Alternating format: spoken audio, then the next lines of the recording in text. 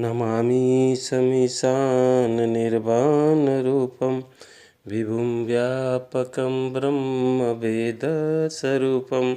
गोलोक धाम में मैया राधा रानी और सुदामा के बीच में झगड़ा होता है। मैया गुस्सा जाती है और अभिशाप देती है, रे सुदामा तुम धरती लोक में जाओ और बहुत भयंकर राक्षस बन जाओ। अब सुदामा जी मैया राधा रानी का चरण पकड़ के रोने लगे, हे माता रक्षा कीजिए। तब मैया बोली कि सर आपको राक्षस तो बनना होगा सुदामा जी, लेकिन आप सदा सदा भगवान श्री हरि को प्रिय रहेंगे। और ये शंखचूड़ नाम का राक्षस बना और पुष्कर क्षेत्र में आके ब्रह्मा जी को घोर तपस्या के द्वारा संतुष्ट कर लिया। ब्रह्मा जी वरदान दिए, शंखचूड़ तुम केवल शंकर भगवान से ही मारे जाओगे और तुम अजय रहोगे। अब ये वरदान पा के तीनों लोक में अपना डंका बजा दिया और अधर्म को चारों तरफ फैला दिया। ब्रह्मा जी बोले, हे शंखचूड़ आप चले जाओ केदारनाथ धाम में, बद्रिका आश्रम धाम, वहाँ तुलसी महारानी तप कर रही, उनसे विवाह कर लो। तुलसी महारानी एकदम पातिव्रत धर्म का निर्वाह करते थे, भगवान विष्णु का प्रबल भक्ता थी। अच्छा, ये अपना उत्पात इतना करने लगा कि त्राही त्राही मचा दिया तीनों लोक में। सारे देवता गए विष्णु भगवान के पास, हाथ जोड़ के विनती किए, प्रभु इस राक्षस से उद्धार का कोई उपाय कीजिए।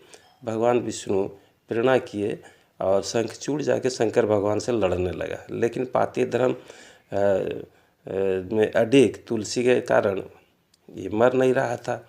इधर विष्णु भगवान शंखचूड़ का रूप धारण करके तुलसी महारानी से मिलते ही शंकर भगवान शंखचूड़ को मार डाले। चारों तरफ शंकर भगवान का जय जयकार होने लगा। तुलसी जी क्रोधित होकर बोली, आप है कौन, अपना स्वरूप में आइए नहीं तो भस्म कर दूंगे, अभिशाप देंगे। भगवान नारायण के रूप में प्रकट हो गए। बोली, हे पाषाण हृदय नारायण आप तुरंत पत्थर का हो जाइए। भगवान भी बोले, आप भी तुलसी बिरवा के रूप में प्रकट हो जाइए। तो ये है भगवान शालिग्राम का तुलसी बिरवा का जो आज हम पूजा करते हैं। अब भगवान इनसे कभी अलग नहीं होते, ये इनका इतिहास है। इधर शंकर भगवान शंखचूड़ का शरीर का दाह संस्कार किया और उनका जो हड्डी बचा हुआ था उसको एकत्रित करके शंख बना दिए। अब हम जानते हैं कि बिना शंख बजे भगवान का पूजा पूरा नहीं होता, अनुष्ठान पूरा नहीं होता। और तुलसी महारानी तो भगवान का सदा सदा प्रिय है।